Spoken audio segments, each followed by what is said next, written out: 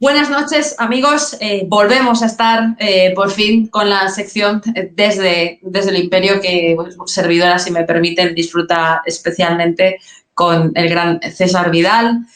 Vamos a hablar de algunas cuestiones peliagudas, y si me permiten la vulgaridad, mucho mayor es la de nuestros políticos, peliaguda analmente, porque parece que Feijóo, que esperemos que no haya probado la dura experiencia, dice de repente que aquellas personas que se resistan a hacerse los test del coronavirus se le va a poder hacer analmente. Una persona estupenda, un tío divertidísimo, que es el gran Isaac, decía ayer, si no te sometes, te violan. Desde luego, si no es eso, es lo más parecido que yo he visto en mi vida. ¿Cómo estás, César? Bueno, estoy muy bien, realmente me encuentro muy bien y aunque sabes que YouTube nos expulsó de su campo la semana pasada de manera definitiva, pues la verdad es que nos lo esperábamos, nos parece intolerable como cualquier otra muestra de censura, pero vamos, yo creo que no nos ha quitado la sonrisa de los labios ni siquiera un instante, o sea que me encuentro muy bien. Y lo que me cuentas de las pruebas anales, en fin, me río por no llorar, porque me parece una vergüenza. Yo me molesté en hablar con algunos médicos aquí en Estados Unidos acerca de las pruebas anales, porque resulta llamativo. Es decir, que te metieran un palito por la nariz, y parece ser que es una prueba muy desagradable, según me cuenta gente que se ha sometido a ella, pues, en fin, puede ser desagradable, te puedes preguntar si no hay una cosa mejor, pero parece que tiene una cierta lógica, una enfermedad respiratoria. Bueno, que te examinen la nariz, la garganta, etcétera, tiene una lógica, pero claro, lo de el palito anal ya resultaba un poco chocante. O sea, uno dice, bueno, ¿y por qué? Y entonces consulté con algunos médicos aquí y todos me han dado una explicación que me resulta muy inquietante. Y es que me decían que una vez que tú has superado el coronavirus y que supuestamente pues, te has curado de coronavirus, suponiendo que hayas tenido un coronavirus y no una gripe, o otra cosa parecida, de todas formas quedan restos de ese coronavirus en las cercanías del ano durante un periodo de 3 o 4 meses. Lo que significa que en última instancia, durante 3 o 4 meses, tú vas a poder seguir inflando el número de supuestas víctimas del coronavirus con gente que ya no tiene coronavirus, que no va a contagiar el coronavirus y que no corres ningún riesgo de coronavirus en su cercanía. Pero esto te va a permitir 3 o 4 meses más mantener historias como el confinamiento, como la cifra elevadísima de enfermos de coronavirus, como las medidas de arresto domiciliario que se están sufriendo en ciertas partes del mundo, etcétera. Y me llamó la atención que los médicos con los que yo hablé eran unánimes en este juicio. Yo me imagino que si hubiera hablado con 5.000 médicos sería mejor, pero con los que yo consulté, primero lo que me dijeron era que simplemente eso quedaba en el recto y por lo tanto digamos que podías mantener durante más tiempo el control sobre aquellas personas que hubieran padecido el coronavirus. Y en los 2 casos con los que yo hablé me comentaron que claro, el problema que esto tiene es que la cifra del coronavirus va a seguir siendo alta durante meses y ya no se corresponde con la realidad, no tiene nada que ver con eso. Con lo cual, lo de las pruebas anales es discutible desde un punto de vista médico. Yo no me he encontrado con ningún facultativo que le parezca que esto vaya a ser un gran avance. El hecho de que en un momento determinado te digan si usted no se hace la prueba no se vacuna, pues lo que hacemos es que le metemos un palito por el lugar donde la espalda pierde su digno nombre. A mí esto me parece una forma de coacción absolutamente intolerable.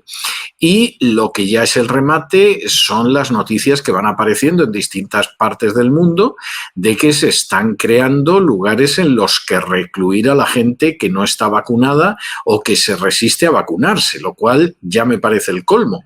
Me parece el colmo porque es un secuestro, pero además me parece el colmo porque es que hay distintos protocolos de derechos humanos que señalan que no te pueden obligar a recibir una medicación que no quieras en contra de tu voluntad. Entonces yo me imagino que cuando a algunos se les hace la boca agua pensando en la gente que van a sacar de este mundo gracias a la ley de eutanasia, pues evidentemente eso le parecerá peccata minuta y le parecerá que no tiene mayor relevancia.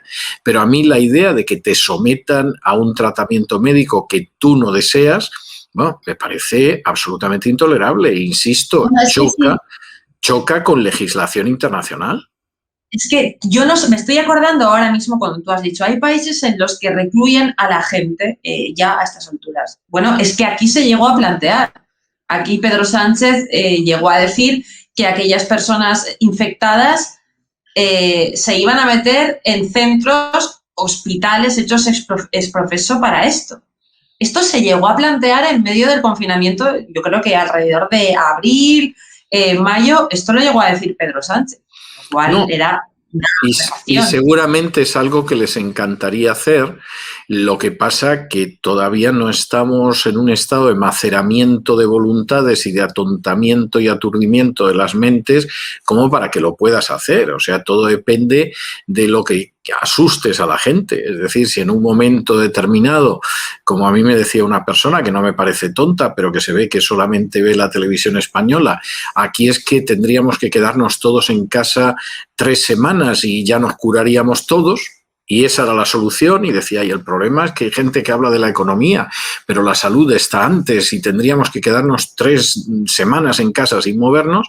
Y dices, bueno, pues si esta persona que no es tonta, me consta que no lo es, etcétera, pero lo único que ve es la televisión que se produce en España, bueno, pues esta buena mujer estaba convencida de que la salida era la reclusión. Y si tenemos que estar semanas recluidos, pues estamos recluidos, porque va a ser la manera de salir adelante. Bueno, a mí me parece evidente que ha quedado de manifiesto que la reclusión no funciona. Es decir, ha habido gente a la que han tenido recluida, les han provocado en muchos casos cuadros psiquiátricos graves, a veces muy graves, ha habido gente con tendencias suicidas o que incluso se ha suicidado, y no me da la sensación de que eso al final haya reducido la supuesta incidencia del coronavirus, porque claro, en un momento determinado supongo que también sabremos los que se han contagiado de coronavirus y han muerto de coronavirus y los que han muerto de otra cosa.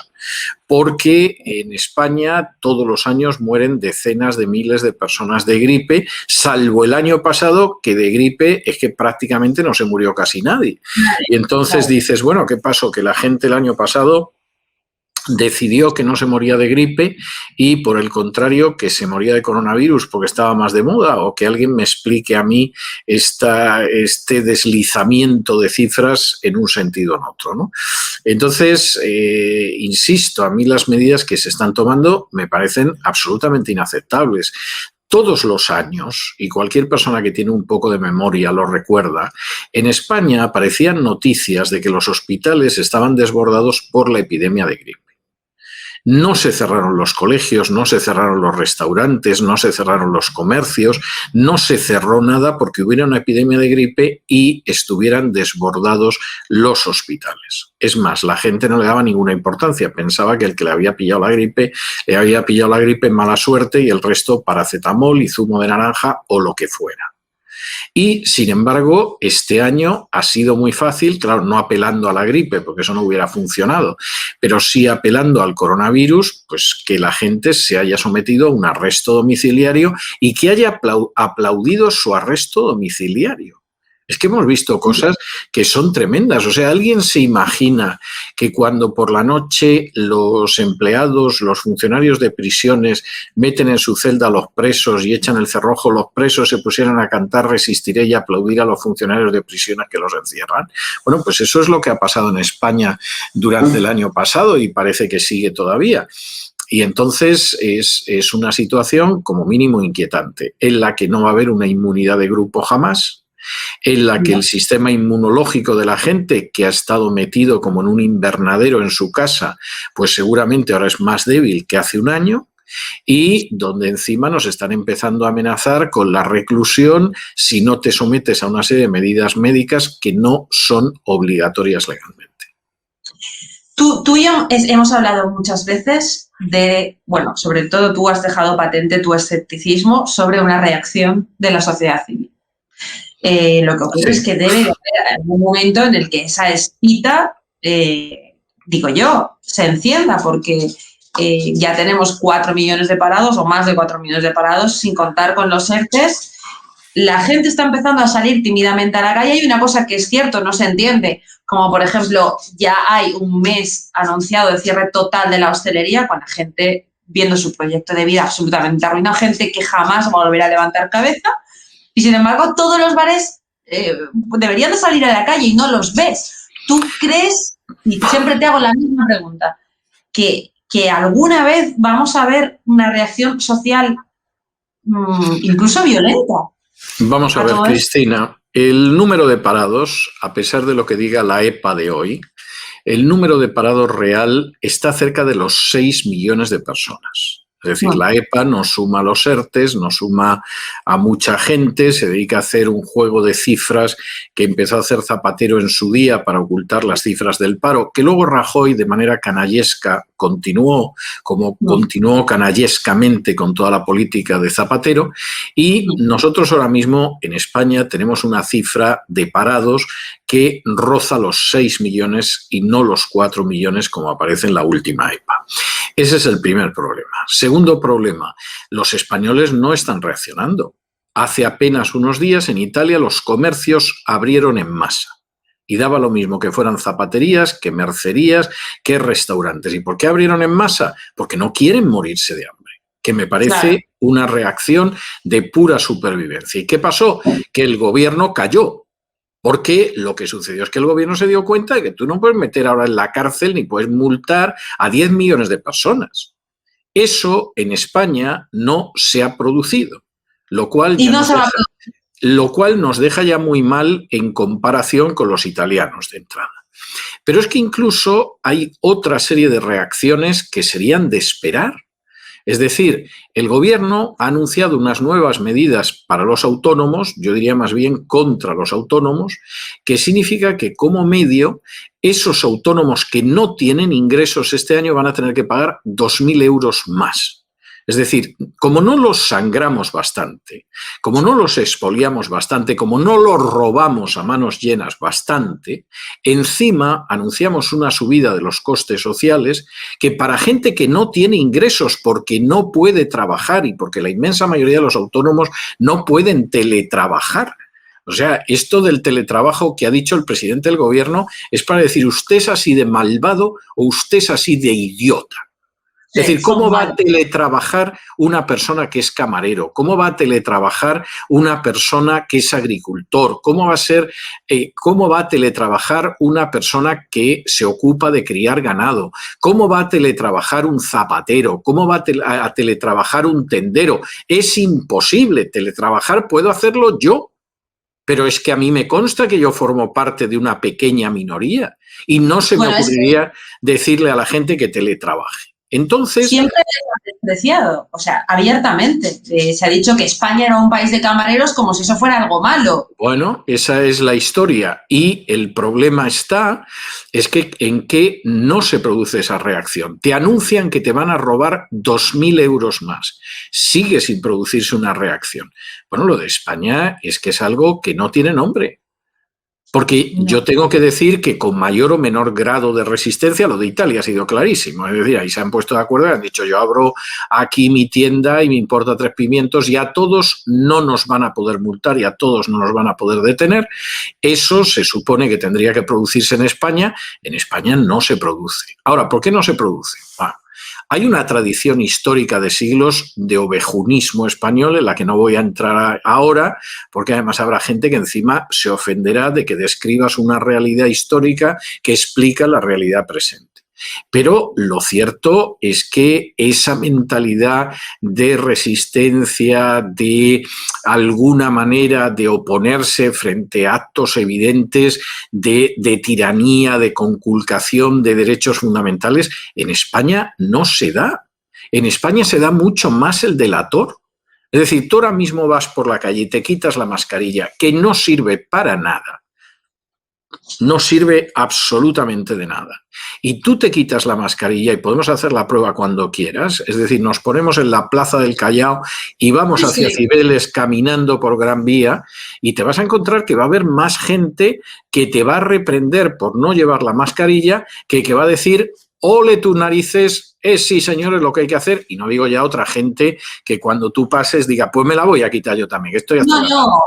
La gente la lleva por miedo al resto de la gente, ¿no? Porque si no eres absolutamente linchado. Pero es que te digo más, en las manifestaciones de la semana pasada aquí en Valencia, la gente cuando le preguntaba, los hosteleros te contaban que eran los vecinos los que denunciaban las terrazas, unas terrazas para las cuales esos bares habían pagado exprofeso especial, un precio bastante desorbitado para poder sobrevivir.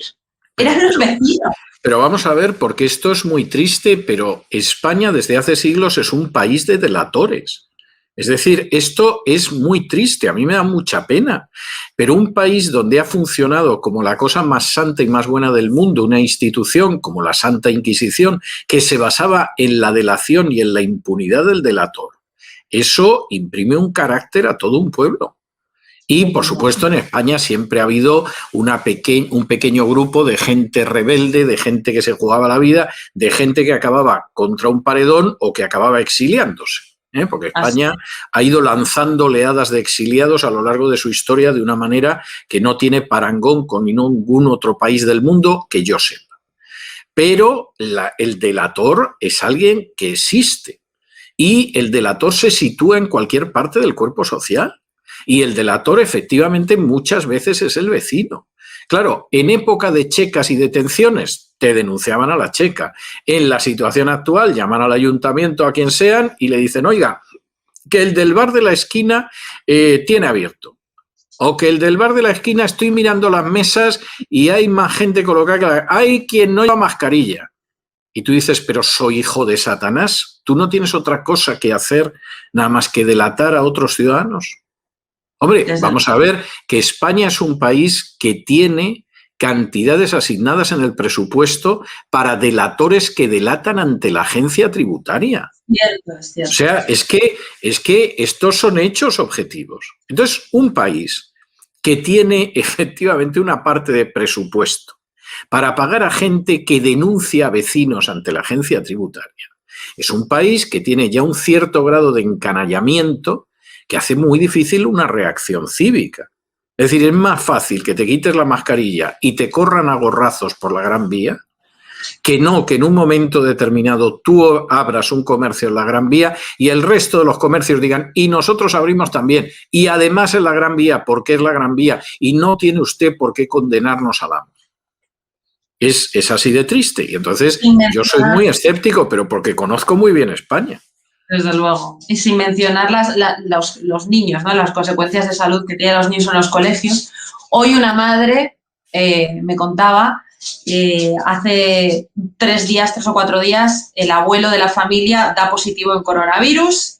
Como hacía 7 antes de que él diera positivo en coronavirus, que el niño había estado en su casa, deciden confinar al crío preventivamente hasta que el PCR hecho en un laboratorio privado dé negativo. Va al laboratorio privado, hace el PCR, le da el negativo y hoy le llama, no sé cómo, le llama Sanidad, Consejería de Sanidad de la Comunidad Valenciana, y le dice, oiga, quiero saber los datos de cómo se ha contagiado ese niño. Oye, perdona, mi hijo no está contagiado. Mi hijo, el primero no sé cómo me llama usted, porque no sé cómo tiene usted mi número, pero mi hijo no está contagiado el abuelo. ¿Cómo y qué contacto han tenido? Oye, perdone, no le voy a dar más datos. Bueno, pues que sepa usted que voy a informar a las autoridades sanitarias y que yo no le voy a dar el alta a su hijo y que no va a poder ir al colegio. Perdone, mi hijo no está de baja y tiene un PCR negativo, como le estoy diciendo. Bueno, es gravísimo. No, pero además, vamos a ver, es que además de gravísimo esto no tiene ningún sentido. Vamos a ver, desde hace meses tenemos tabuladas las víctimas del coronavirus o de lo que pensamos que es el coronavirus, etcétera, porque ahora mismo, por ejemplo, aquí en Estados Unidos hay un escepticismo total sobre la gente que ha muerto de coronavirus. Entre otras cosas, porque hay mucha gente que se está viendo que no ha muerto de coronavirus. A la gente tampoco les han hecho autopsias, los han dado por muertos de coronavirus y arreando que es gerundio. Con todo y con eso, y tabuladas las cifras que tenemos, más del 90% es gente de más de 70 años que además tenían complicaciones de salud previas. Es decir, ni siquiera puedes decir que han muerto de coronavirus, han muerto con coronavirus. Y al mismo tiempo era gente muy mayor, que tenía complicaciones respiratorias, que tenía enfermedades crónicas, etcétera, etcétera. Del menos del 10% restante, casi todos están localizados en la siguiente década, es decir, de los 60 a los 70. Claro que ha muerto alguna persona que tenía 20 y algo, claro que ha muerto alguien con 40 y algo, pero es excepcional. En el caso de los niños, la mortalidad es muy inferior a la de la gripe común. Todos los años hay epidemias de gripe. Todos los años hay niños que enferman de gripe y todos los años hay niños que mueren de gripe en una proporción mayor que el coronavirus. Yo no tengo noticia de que jamás se haya producido el cierre de las escuelas, el cierre de los institutos, etcétera, etcétera. Y no se ha producido porque no tiene ningún sentido desde un punto de vista médico. Y ahora, con una mortalidad inferior, sin embargo, suprimimos las escuelas, confinamos a los niños, etcétera, etcétera. O sea, esto es disparatado, lo mires como lo mires. Ahora, ¿que esto beneficia a mucha gente? Yo eso no lo dudo. Es decir, empresas farmacéuticas que te están vendiendo una vacuna después de firmar un protocolo con el que se garantiza que son impunes. Empresas farmacéuticas que en muchos casos, como la Pfizer, ha tenido que pagar en los tribunales miles de millones de dólares por el daño ocasionado por sus fármacos y que en este caso, si pasa algo, no van a tener que pagar un céntimo. Empresas farmacéuticas que te han puesto en funcionamiento una vacuna que tarda entre 5 y 6 años en estar operativa con garantías, pero que en 6 meses ya la están vendiendo y la están vendiendo de manera millonaria, esos tienen que estar locos de contento.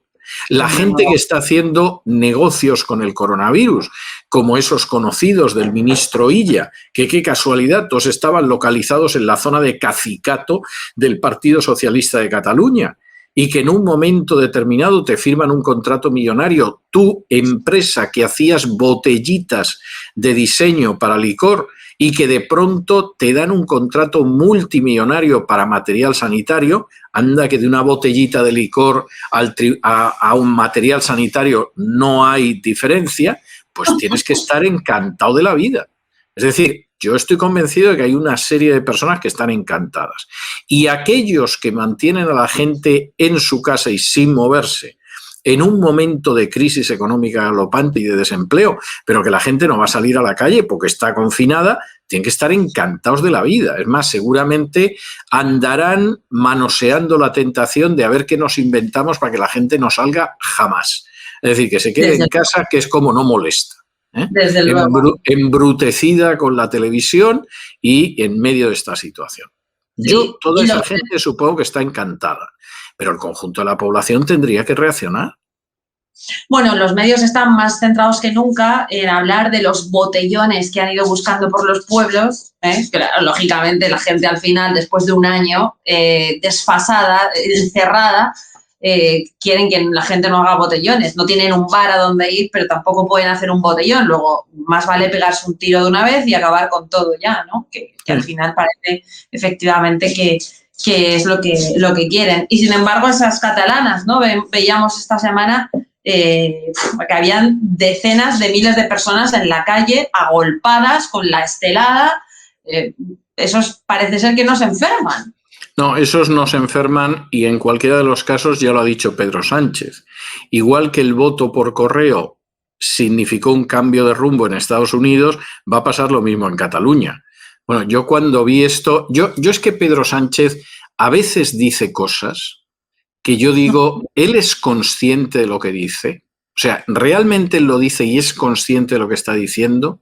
¿O se limita a repetir el guión que le hacen repetir y entonces no se da cuenta de lo que dice y dice auténticas monstruosidades? O sea, lo del voto por correo en Estados Unidos ha implicado un fraude electoral monumental, por más que las redes sociales y los grandes medios hayan insistido en que no sea así, que ha habido un fraude electoral lo sabe todo el mundo. A mí me llamó ayer un amigo del Partido Demócrata con una posición muy importante en la estructura del Partido Demócrata desde hace muchos años y me decía, no se puede discutir el fraude electoral. Y el problema es que tenían que haberse dado cuenta 6 meses antes y haberlo impedido y no protestar después de las elecciones, porque después de las elecciones ya poco se puede hacer. Y quien me lo decía era un demócrata con décadas en el Partido Demócrata. Desde luego. Y entonces esto que es evidente, que es evidentísimo, tú dices, ahora lo dice Pedro Sánchez, y tú dices, pero vamos a ver, Pedro, o sea, tú me estás diciendo que como la gente se queda en casa y va a votar por correo, os va a votar a vosotros, ¿por qué? Porque como solo ve la televisión, ya se han atontado del todo y solo os pueden votar a vosotros, o estás diciendo lo que parece que estás diciendo, que es que igual que hubo un fraude en Estados Unidos favorecido por el voto por correo, pues ahora va a haber otro fraude para favorecer a uno de los mayores inútiles que ha habido en un ministerio en España, que es el ministro Illa. Que esto indica hasta qué punto la política en España está absolutamente desquiciada. Pero ¿cómo un inútil como el ministro de Sanidad, que no lo ha podido hacer peor, vas y me lo presentas para que sea presidente de Cataluña? Pero si es un personaje que en otros países del mundo estaría sometido a una investigación judicial y tú me lo presentas para que llegue a ser el molt orinapla. O sea, es que es algo tremendo. Mira, estaba la teoría de la banalización del mal, en cierto modo lo es, pero es la exaltación del mal como Totalmente. Cualidad suprema, ¿no? Totalmente, pero bueno, en última instancia, yo me imagino que miran a los españoles, dicen, este es el rebaño, aquel que nos lo traiga el inspector de Hacienda para degollarlo y desollarlo y todo lo demás, nadie dice nada y por lo tanto lo podemos hacer de una manera cada vez más impune. Es decir, vamos a ver, yo he visto mentir a los políticos a lo largo de mi vida, con cualquier régimen y en cualquier partido, pero hasta hace relativamente poco se molestaban en disimular algo. O sea, intentaban dorarte la píldora un poco, ¿no? Ahora es que ni se molestan. O te dicen unas cosas que tú dices, bueno, el asesor en engaños y embustes varios realmente es un zote total. O sea, lo han debido de colocar, pues no tenían dónde meterle en UGT o en comisiones o en un ministerio y entonces pues lo han puesto para esto y no para día tras otro de hacer el ridículo. Porque antes, vamos a ver, en la época de Franco les daban un estanco o eran conserjes en un ministerio. Seguramente, sí, seguramente era la misma política injusta y clientelar y caciquil de ahora. Pero claro, un conserje en un ministerio, su capacidad de hacer daño es muy limitada. Una señora que le daban un estanco, pues la pobre mujer se ganaba la vida honradamente, ¿no? Pero claro, tú de pronto a esta gente le das un puesto desde el que su capacidad de hacer daño a la comunidad y al bien común, pues es inmensa, es inmensa. Es decir, ahí ya tú le das una conserjería en un ministerio, pues bueno, llevando papeles y cartas y cafelitos y no pasa nada, pero claro, lo nombras ministro de Sanidad y ha pasado lo que ha pasado. Bueno, el gran hito político de ella siempre será aquella foto de las decenas, centenares de ataúdes y si eso es lo que quieren los catalanes, bueno, pues...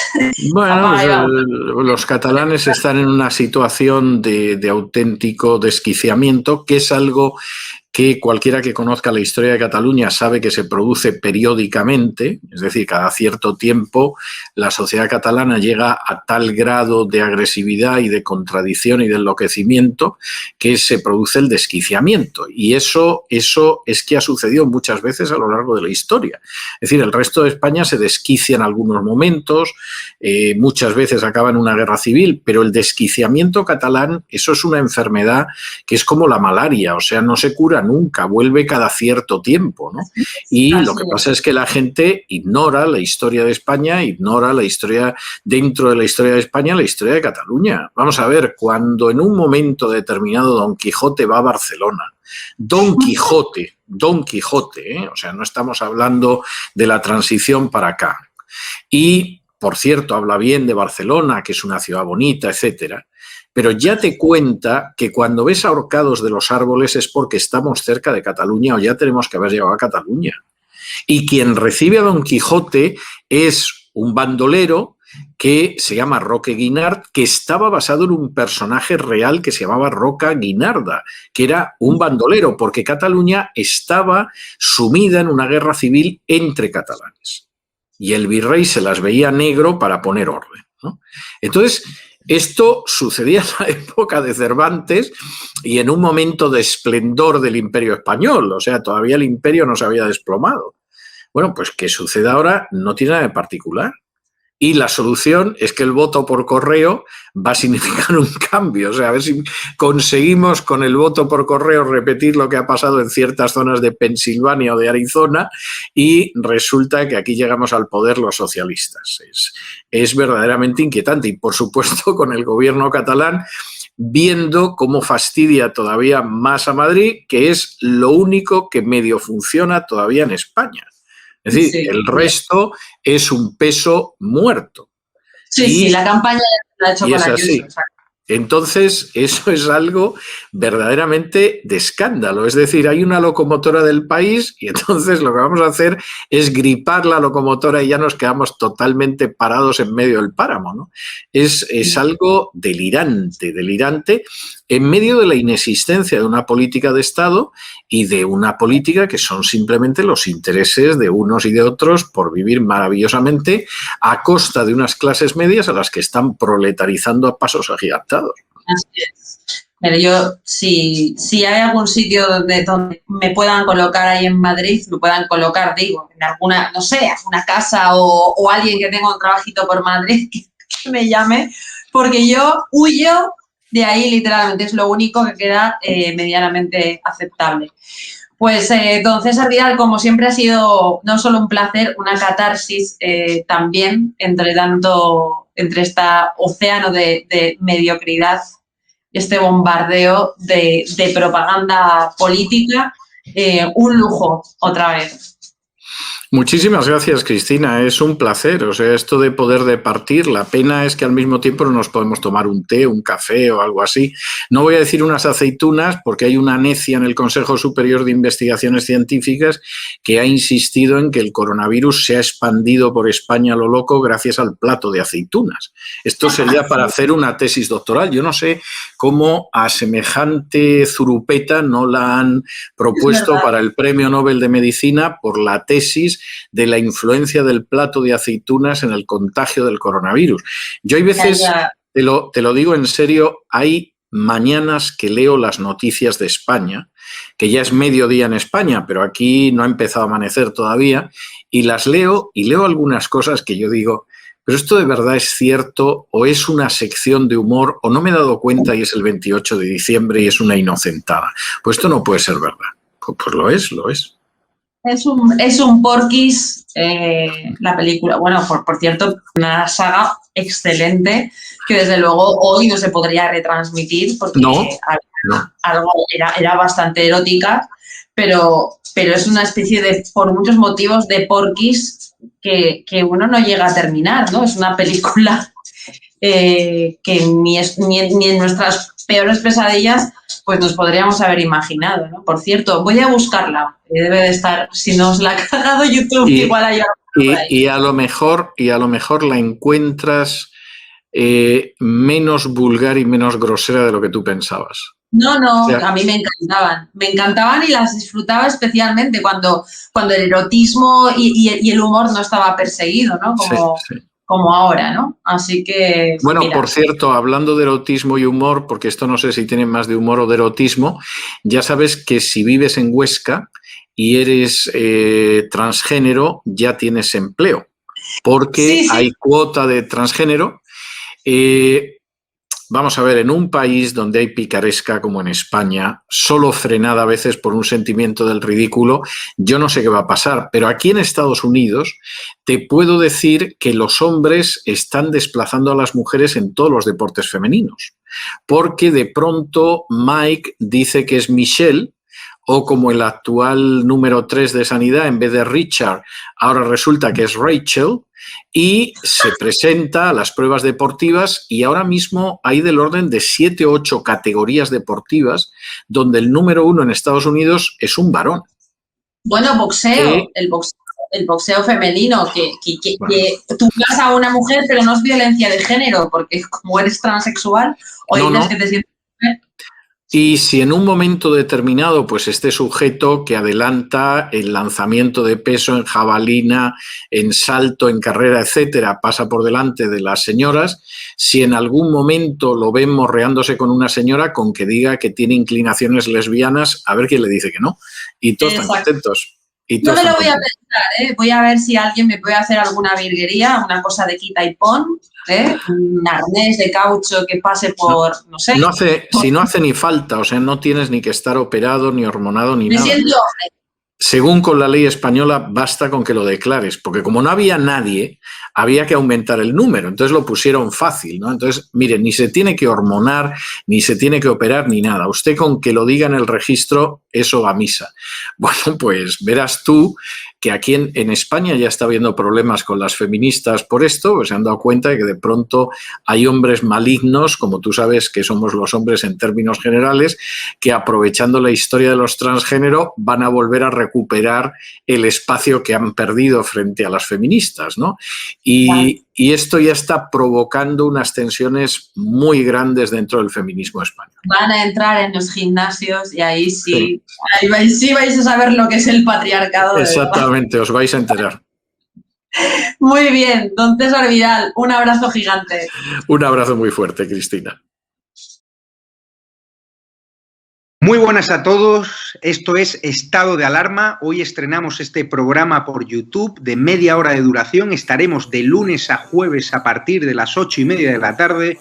Y este programa nace porque, al igual que tú estás cabreado con ese gobierno central que podría haber hecho mucho más contra el coronavirus, que ya se ha llevado cerca de 3.500 personas por delante, ese gobierno que nos mintió, que nos dijo que solo iba a haber un contagio y que podría haber actuado antes, viendo la que estaba cayendo con la pandemia tanto en China como en Italia, pues hemos decidido montar esta plataforma de libre expresión ante los intentos del gobierno central de usar ahora los minutos de televisión pública que acaparan para lanzarnos desinformación y propaganda. Por eso desde aquí vamos a desmontar sus mentiras, vamos a daros la verdad y vamos a apoyar a los profesionales sanitarios, a la fuerza y el cuerpo de seguridad del Estado y a esa población civil que vive confinada, que vive aislada y harta de ver al vicepresidente del gobierno saltándose la cuarentena hasta en 3 ocasiones. Quieren que olvidemos los secretos que irán a tumbarse en el palacio de hielo. Muchas almas vuelan a diario, millones de velas en los santuarios, demasiadas cruces en el calendario, un país entero contra un adversario, hospitales con mares de voluntarios, todos los balcones llenos en mi barrio, aplausos que se escuchan hasta el planetario, para ángeles vestidos de sanitarios. Nos está costando respirar. Nuestro mundo paró de girar. Ya.